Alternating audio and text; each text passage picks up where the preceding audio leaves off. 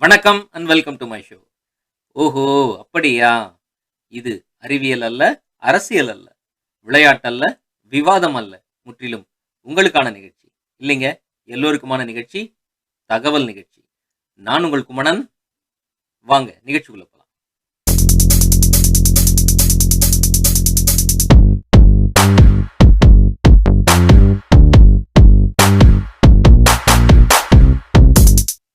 ஒரு குழந்தை ஆரோக்கியமா வளருது அப்படிங்கிறது நம்ம எத வச்சு சொல்லுவோம் அப்படின்னா, அதோடைய உடல் பாகங்கள் சீராக வளரும் பொழுது, தலை, கண்கள், கால்கள் எல்லாம் ஒழுங்கா, அழகா வளரும் பொழுது தான் அது ஆரோக்கியமான குழந்தை அப்படின்னு நம்ம சொல்றோம். அது தலை மட்டுமே வளர்ந்தா, வெயின் ஆஃப் கேலன் அப்படின்னு ஒரு பிரச்சனை இருக்குன்னு நம்ம சொல்லுவோம். இல்ல அதே மாதிரி தான் ஒரு சமுதாயமும். ஒரு சமுதாயம் ஒட்டுமொத்தமாக நல்ல வளர்ச்சியை காண்கிறது அப்படின்னு சொன்னா, எல்லாம் சமமாக சீராக வளரணும். ஒரு சாரார் மக்களும், இல்ல ஒரு சமுதாய மக்களும் மட்டும் வளர்வதே அது சரியான வளர்ச்சி அல்ல. இப்ப அரசியல் அப்படின்னு சொன்ன உடனே பார்த்தீங்கன்னா, படித்தவர்களிடையே முகம் சுளிக்கக்கூடிய தன்மை வளர்ந்திருக்கு. அதனால தான் நம்ம நோட்டாலாம் இன்னைக்கு அதிகமா விழுதுன்ற ஒரு காரணம்னு கூட சொல்றாங்க. அதே மாதிரி படித்துவிட்டு வெளியூர்களுக்கும், வெளி மாநிலங்களுக்கும் இல்ல வெளிநாடுகளுக்கும் சென்றவர்கள் என்னன்னா, தங்களுடைய தாய்நாட்டில் நடந்து கொண்டிருக்கின்ற அரசியல் அமைப்பையும், அரசியல் விஷயங்களையுமே கண்டுகொள்றதில்ல. என்ன அப்டின்னா, பல பேர் பார்த்தீங்கன்னா, "நான் படிச்சுட்டேன், நான் வளர்ந்துட்டேன், நான் வந்துட்டேன். அத பத்தி நான் கவனிக்கிறதே இல்ல. இந்தியால என்ன நடக்குதுன்னே தெரியல. இல்ல என்னுடைய நாட்ல என்ன நடக்குதுன்னே தெரியல." அப்படின்னு தான் பல பேர் இன்னைக்கு சொல்றாங்க. அது சரியான அணுகுமுறை அல்ல. நம்ம என்ன பண்ணணும், அரசியல் எந்த நாட்டுக்கு போனாலும், நம்ப நாட்டுடைய அரசியல் என்ன? என்ன நடந்து கொண்டிருக்கிறதுன்னு நம்ப மட்டும் தெரிஞ்சுக்கிறது இல்லைங்க. நம்மளுடைய அடுத்த தலைமுறையான நம்மளுடைய குழந்தைகளுக்கும் அதை சொல்லிக் கொடுக்கணும். அரசியல் பேசணும். வீட்டில் அரசியல் பேச வேண்டும். அரசியல் சொல்லிக் கொடுக்க வேண்டும். அப்போதுதான் அடுத்த தலைமுறைக்கு இந்த அரசியல் பொறுப்பும் வரும். சிறந்த அரசியல் தலைவர்களையும், அரசியல் அமைப்பையும் உருவாக்கக்கூடிய தன்மை அந்த குழந்தைகளுக்கு உருவாகும். அப்படிப்பட்ட அந்த அரசியல் தலைவர்களையும், நல்ல அரசையும் உருவாக்கக்கூடிய அந்த நாள் தான் அந்த தேர்தல் நாள். அதை பற்றி தான் நம்ம இன்னைக்கு பேசப் போறோம். அதாவது உதாரணத்துக்கு பிரான்ஸ், ஸ்வீடன் போன்ற பல நாடுகள்ல பார்த்தீங்கன்னா, 18 வயது பூர்த்தி ஆன உடனேயே அந்த அரசாங்கம் அவர்களை வோட்டர்ஸ் லிஸ்ட்ல ஆட்டோமேட்டிக்கா சேர்த்துக்கிறாங்க. அதற்காக அவர்கள் நேரம் செலவழித்து பதிவு செய்வதற்காக காத்திருக்க அவசியமில்லை. அந்த கவர்ன்மென்ட்டே 18 வயது ஆன உடனேயே அவர்களுக்கு அந்த வோட்டர்ஸ் லிஸ்ட்டும், அந்த வோட்டர்ஸ் ஐடியையும் குடுத்து விடுகிறார்கள். ஸ்வீடன்ல பார்த்தீங்கன்னா, யாரெல்லாம் ஒழுங்காக வரியை அந்த நாட்டிற்கு செலுத்துகிறார்களோ, அவர்கள்லாம் ஆட்டோமேட்டிக்காகவே அந்த நாட்ல தேர்தல்ல பங்கெடுக்கிறதுக்கான உரிமைய பெறுறாங்க. அவங்க ஓட்டு போடலாம். அதே மாதிரி ஆஸ்திரேலியால பார்த்தீங்கன்னா, 18 வயது ஆனவுடனே அவர்கள் கட்டாயமாக தேர்தலில் கலந்து கொண்டே ஆக வேண்டும். அவங்க தேர்தல் நாள்ல ஓட்டு போட்டே ஆக வேண்டும். அப்படி போடவில்லை என்றால், அவங்களுக்கு பார்த்தீங்கன்னா, ஆஸ்திரேலியன் டாலர்ஸ்ல $20 அபராதம் விதிக்கிறாங்க. அந்த ஃபைன பே பண்ண அவங்க தவறிட்டாங்க அப்படின்னு பார்த்தீங்கன்னா, அவர்களுக்கு மறுபடியும் ஆஸ்திரேலியன் டாலர் $180 அபராதம் விதிக்கிறாங்க. அது மட்டும் இல்லாமல் அவர்கள கிரிமினல் குற்றச்சாட்டுலயும் பதிவு செய்றாங்க. அப்படி அந்த வாக்குரிமையை அவங்க கட்டாயமாக்கி, ஒவ்வொரு குடிமகனையும் அந்த தேர்தல் நாள்ல பங்கேற்க வைக்கிறது அந்த நாடு. இது பரவாயில்லைங்க. பொலிவியா நாட்ல என்ன பண்றாங்க அப்படின்னா, தேர்தல் நாள்ல யாரெல்லாம் கலந்து கொண்டு தேர்தல்ல ஓட்டு போடலையோ, அவங்களுடைய சம்பளத்தை முடக்குகிறது. அதாவது அந்த மாதத்திற்கான சம்பளத்தை அவங்க குடுக்காமல் நிறுத்தி வைக்கப்படும். இது நல்ல தண்டனையா இருக்கு. இந்த சட்டம் எல்லா நாட்டிலயும் வந்தா ரொம்ப சிறப்பாவும் இருக்கும்னு எனக்கு தோணுது. 2014ஆம் ஆண்டு நடந்த எலக்ஷன்ல பார்த்தீங்கன்னா, உலக அளவுல அதிகப்படியான வாக்குகளை பதிவு செய்த நாடு எதுன்னு பார்த்தீங்கன்னா, பெல்ஜியம்ங்களாம். கிட்டத்தட்ட 87.2 வாக்குகளை பதிவு செய்த நாடாக பெல்ஜியம் கணக்கெடுத்து சொல்றாங்க. எல்லா நாடுகளிலும் பார்த்தீங்கன்னா, அந்த பேப்பர் பேலட் அப்படிங்கிறத தான் தேர்தல்ல பயன்படுத்துறாங்க. பேப்பர்ல போய் ஓட்டு போடுறது. ஆனா, அதை இல்லாமல் கேம்பியா அப்படிங்கிற ஒரு நாட்ல என்ன பண்றாங்கன்னா, வேட்பாளர்களுடைய படம் போட்டு 3 டப்பாக்களை வைக்கிறாங்க. அந்த 3 டப்பாக்களும் வெவ்வேறு கலர்ல இருக்கும். மக்கள் என்ன பண்ணுவாங்க, இந்த பளிங்கு கற்களை கொண்டு போய் அந்த டப்பால போடுவாங்க. யாரு அவங்களுக்கு விருப்பமோ அவங்களுக்கு அந்த பளிங்கு கல்லை போடுவாங்க. அந்த பளிங்கு கல்லை போட்டவுடன் அதுல ஒரு மணி கட்டியிருப்பாங்க. அந்த மணி ஒரு சத்தத்தை எழுப்பும். இதன் அடிப்படையில தான் அந்த தேர்தல் அங்க நடக்கதாக சொல்றாங்க. அது கொஞ்சம் வித்தியாசமான தேர்தலாகவும் இருக்கிறது. உலகத்திலேயே இந்த பளிங்கு கற்களை வைத்து தேர்தல் நடத்தக்கூடிய நாடு அந்த கேம்பியா நாடு தான். இப்படி பல நாடுகள்ல பலவிதமா தேர்தல் நடந்தாலும், உலகத்திலேயே முதலாக எப்ப தேர்தல் நடந்துச்சு அப்படின்னு பார்த்தீங்கன்னா, டிசம்பர் 15ஆம் தேதி 1788ஆம் ஆண்டு. இது எத்தன நாள் நடந்துச்சுன்னு பார்த்தீங்கன்னா, கிட்டத்தட்ட 20 நாட்கள் வந்து இந்த தேர்தல் நடந்துச்சுங்களாம். அதாவது ஜனவரி 10 1789ஆம் ஆண்டு வரை இந்த தேர்தல் நடந்ததாக வரலாறு சொல்லுது. புதிய அரசியலமைப்பு சட்டத்தின்படி பார்த்தீங்கன்னா, ஜார்ஜ் வாஷிங்டன் அப்படிங்கிறவர் தான் முதல்ல வந்து ஒருமனதாக, அதாவது யுனானிமஸ்லி செலக்டட்ன்னு சொல்லுவாங்க. அந்த மாதிரி ஒருமனதாக தேர்ந்தெடுக்கப்பட்ட முதல் ஜனாதிபதி. இவரை தொடர்ந்து ஜான் ஆடம்ஸ் அப்படிங்கிறவர் தான் துணை ஜனாதிபதியாக வந்து தேர்ந்தெடுக்கப்பட்டிருக்கிறாங்க. இந்த மாரி தேர்தல்கள வந்து முக்காவாசி பார்த்தீங்கன்னா, கனடா நாட்ல திங்கட்கிழமையில நடத்துறாங்க. அதே மாதிரி யுகேல பார்த்தீங்கன்னா, வியாழக்கிழமைகள்ல நடத்துவாங்க. அமெரிக்கால எப்பொழுதுமே வந்து செவ்வாய்க்கிழமைகள்ல நடத்துவாங்க. அதுக்கான காரணம் என்ன அப்படின்னு பார்த்தீங்கன்னா, வாரம் முழுவதும் வந்து இவங்க வந்து வேலை செய்துவிட்டு, அந்த வெள்ளிக்கிழமை சாயந்திரத்திலேருந்து சனிக்கிழமை சாயந்திரம் வரைக்கும் இவங்களுக்கு ரெஸ்ட் டே அப்படின்னு சொல்லி சொல்றாங்க. அது மட்டும் இல்லாம ஞாயித்துக்கிழமை கோயில்களுக்கும், சர்ச்சுக்கும் போகக்கூடிய நாளுங்கிறதுனால தான் இவங்க வந்து சாபத் டே அப்படின்னு சொல்லி சொல்றாங்க. அதனால சனி, ஞாயிறுகள்ல வைக்காமல், இதை வந்து செவ்வாய்க்கிழமையில வந்து எலக்ஷன்ஸ் நடத்துறதாக இவங்க வந்து 19த் செஞ்சுரி, அதாவது 19ஆம் நூற்றாண்டே வந்து இத முடிவு செய்து விட்டாரு. அது மட்டும் இல்லாம, செவ்வாய்க்கிழமை வந்து இந்த எலக்ஷன முடிச்சுட்டு, புதன்கிழமை வந்து பார்த்தீங்கன்னா, அமெரிக்கால சந்தை நாள் அப்படின்னு சொல்லி சொல்லுவாங்க. அப்படி அந்த சந்தை நாளுக்கு இவங்க திரும்பி வந்து விடலாம் அப்படிங்கிறதுக்காக தான், செவ்வாய்க்கிழமையில வந்து இவங்க தேர்தல எப்பயுமே நடத்துவாங்க. அப்படி இந்த தேர்தலுக்காகவும், இந்த தேர்தல் பிரச்சாரத்திற்காகவும் வந்து அரசாங்கம் என்ன பண்ணும்னா, ஒரு தொகைய வந்து அந்த வேட்பாளர்களுக்கு கொடுக்கும். அப்படி கொடுத்த அந்த பணத்தை ஜார்ஜ் வாஷிங்டன் என்ன பண்ணார்ன்னா, அந்த 399 வாக்காளர்களுக்கும் வெறும் மதுபானத்திற்காக மட்டுமே செலவு செய்தாராம். இப்படிப்பட்ட ஒரு கலாச்சாரம் வந்து இங்கிலாந்துல தான் அதிகம்.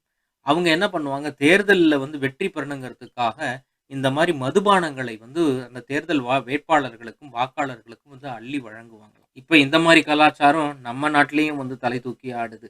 அத நினைச்சு நம்மளால பெருமைப்பட முடியும். அப்படிப்பட்ட இந்த போக்க வந்து கண்டிப்பாக நம்ம மாற்ற வேண்டும். அதற்கான முயற்சியை நம்ம கண்டிப்பா எடுத்தே ஆக வேண்டும். இப்படி ஒரு பக்கம் இருக்க, ஒருத்தர் எலக்ஷன்ல கலந்துக்காமயே, போட்டியிடாமயே வந்து பார்த்தீங்கன்னா, துணை ஜனாதிபதியா இருக்காரு. அதாவது வைஸ் பிரசிடென்ட்டா இருக்காரு. அவர் பேரு ஜெரால்ட் ஃபோர்ட்.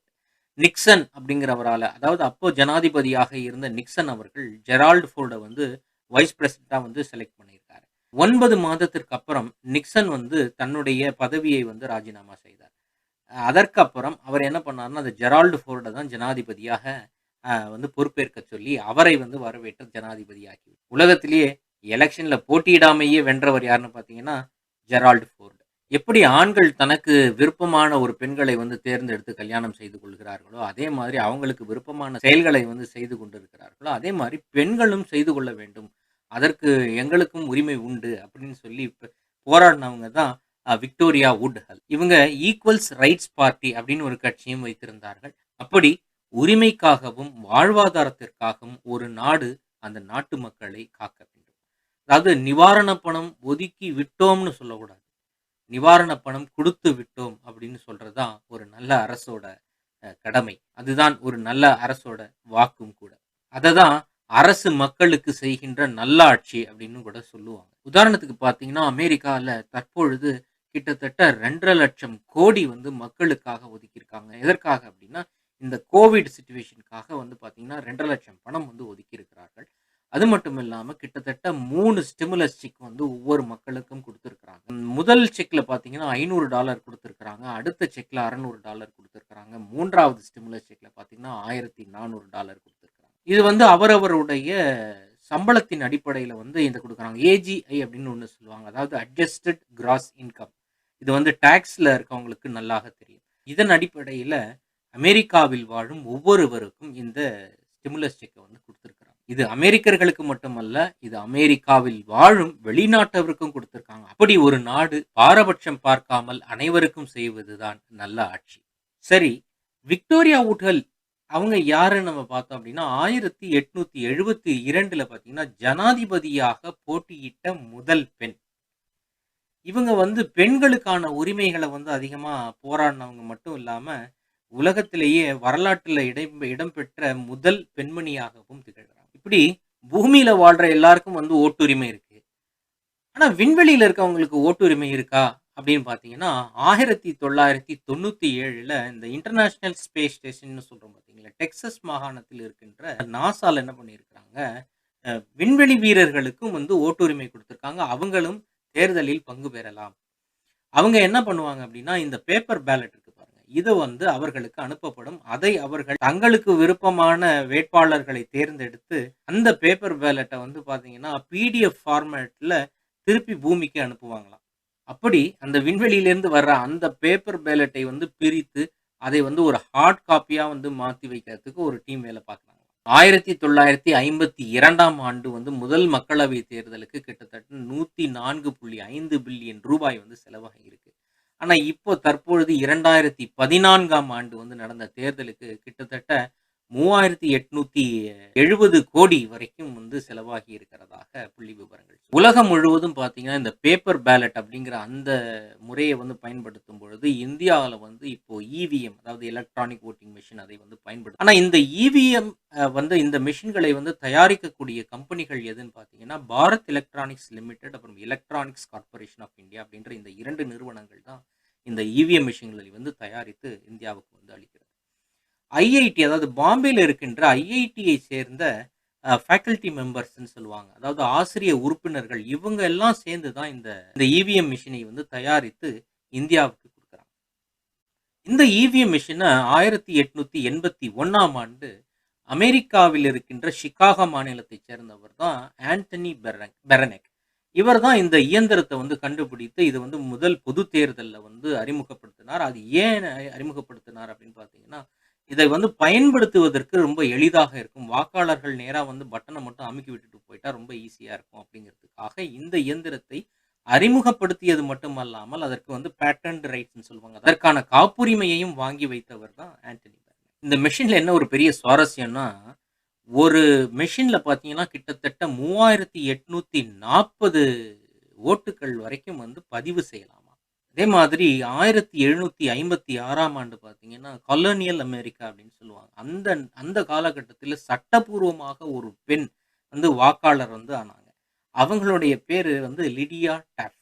இவங்க தான் உலகத்திலேயே முதல் பெண் வாக்காளர். எப்படி லிடியா டாஃப்ட் அமெரிக்காவின் முதல் பெண் வாக்காளரோ, அதே மாதிரி இந்தியாவின் முதல் பெண் தலைமை தேர்தல் ஆணையாளராக இருந்தவங்க தான் வி.எஸ். ரமாதேவி. இவங்க பார்த்தீங்கன்னா, கர்நாடகாவில வந்து 13வது ஆளுநராகவும், இந்தியாவுல வந்து 9வது தலைமை தேர்தல் பெண் ஆணையாளராகவும் வந்து நியமிக்கப்பட்டவங்க. இவங்களுடைய சம்பளம் எவ்வளோன்னு பார்த்தீங்கன்னா, ரூ. 2,50,000. இப்படி பல தேர்தல் அதிகாரிகள், நல்ல அரசியல் தலைவர்கள், அவர்களுடைய பின்புலத்த வந்து நமக்கு தெரிஞ்சுக்காமயே வந்து ஓட்டு போடுறதுங்கிறது வந்து முட்டாள்தனம். ஓட்டு போடுவதற்கு முன்பு ஒரு கட்சி அவர்களுடைய தேர்தல் வாக்குறுதிகள்னு ஒண்ணு சொல்லுவாங்க. அதாவது தேர்தல் அறிக்கைகள். இந்த தேர்தல் அறிக்கைகள் என்னென்ன குடுக்குறாங்க அப்படிங்கிறத முழுவதுமாக படியுங்கள். அவர்களுடைய வாக்குறுதிகளை பாருங்கள். அது மட்டுமல்லாமல் முன்பு அவர்கள் கொடுத்த அந்த வாக்குறுதிகளை பூர்த்தி செய்திருக்கிறார்களா என்பதையும் நீங்கள் ஆராய்ந்து பார்க்க வேண்டும். அதனால் அவர்களுடைய பின்புலத்தை வைத்து அவர்களுக்கு வந்து ஓட்டு போடுவது என்பது சரியானது முறை அல்ல. இன்னொன்று, என் அப்பா வந்து இந்த கட்சியில இருந்தாங்க, எங்க அம்மா இந்த கட்சியில இருந்தாங்க அப்படிங்கிறதுக்காகவும் எந்த ஓட்டையும் போட வேண்டாம். இளைய தலைமுறைகளாக, அடுத்த தலைமுறைகளாக, இல்ல புதிய தலைமுறை இப்போ வாக்களிக்கக்கூடிய வாய்ப்பு கிடைத்த இந்த தலைமுறை நன்றாக சிந்தித்து செயல்பட வேண்டிய தருணம் இது. நல்லவர்களுக்கு வாக்களியுங்கள். நல்ல அரசை கொடுக்கும் நல்ல மனிதர்களுக்கு வாக்களியுங்கள். அதே மாதிரி இந்தியாவுல பார்த்தீங்கன்னா, மம்தா பானர்ஜின்னு இருக்கிறாங்க. வெஸ்ட் பெங்காலுடைய சிஎம். இவங்க வந்து ஒரு சிறந்த ஓவியர். இவங்க வரைந்த ஓவியம் கிட்டத்தட்ட பார்த்தீங்கன்னா, ₹6,46,90,000 வந்து விலை போகி இருக்கின்றது. அப்படிப்பட்ட ஓவியங்களை தீட்டக்கூடிய திறமையான ஓவியர் தான் வெஸ்ட் பெங்காலை சேர்ந்த மம்தா பானர்ஜி. அதே போல பார்த்தீங்கன்னா, ரொம்ப இளமையான அதாவது சிறிய வயதிலேயே எம்பி ஆன ஒருத்தர் யாருன்னு பார்த்தீங்கன்னா, சச்சின் பைலட் அப்படிங்கிறவர் தான் நம்ம நாட்டுடைய இளமையான MP. Jack of all trades அப்படின்னு ஒருத்தர் சொல்லுவாங்க. அது யாருன்னு பார்த்தீங்கன்னா, பிரணாப் முகர்ஜி அப்படிங்கிற ஒரு அரசியல். அதே மாதிரி உலகத்திலேயே அதிகம் படித்த ஒரு பிரதம மந்திரி யாரு அப்படின்னு பார்த்தீங்கன்னா, டாக்டர் மன்மோகன் சிங் தான். இந்த வார எபிசோடோட சுவாரஸ்யமான 2 விஷயம். 1927ல பார்த்தீங்கன்னா, லைபீரியா அப்படிங்கிற ஒரு நாட்டுல வந்து எலக்ஷன்ஸ் நடந்தது. அந்த தேர்தல்ல ரொம்ப ஆச்சரியமா இருந்துச்சுங்களா, சார்ல்ஸ் டி.பி. கிங் அப்படிங்கிறவர் கிட்டத்தட்ட 2,34,000 ஓட்டுகள் வாங்கி வந்து வெற்றி பெற்றார். எல்லாருக்கும் ரொம்ப ஆச்சரியமா இருந்தது. இன்னொன்னு வந்து இந்த எலக்ஷன் வந்து கின்னஸ் புக்லயே வந்து இடம் பெற்றது. ஏன் அப்படின்னு பார்த்தீங்கன்னா, எப்படி ஒரு 2,34,000 ஓட்டுகள வந்து வாங்குனாரு? ஏன்னா, அந்த ஊர்லயே மொத்தமே 15,000 பேருக்கு தான் ஓட்டுரிமை இருக்குங்களாம். இந்த எலக்ஷன தான் கின்னஸ் புக் ஆஃப் ரெக்கார்ட்ல என்ன சொல்லியிருக்காங்க, மோஸ்ட் குவான்டிடேவ்லி ஃப்ராடுலன்ட் எலக்ஷன் அப்படின்னு சொல்றாங்க. அப்படி ஒரு பெரிய ஃப்ராட பண்ணி ஜெயிச்சவர் தான் அந்த சார்ல்ஸ் டிபிகி. வாங்க மோமோனா அப்படின்னு ஒரு ஊரு நியூசிலாந்துல இருக்கு. இவங்க என்ன பண்ணியிருக்காங்கன்னா, நம்ம மனுஷன தான் வந்து எலக்ஷன்ல வச்சு நிக்க வச்சு ஜெயிக்க வைக்க முடியுமா?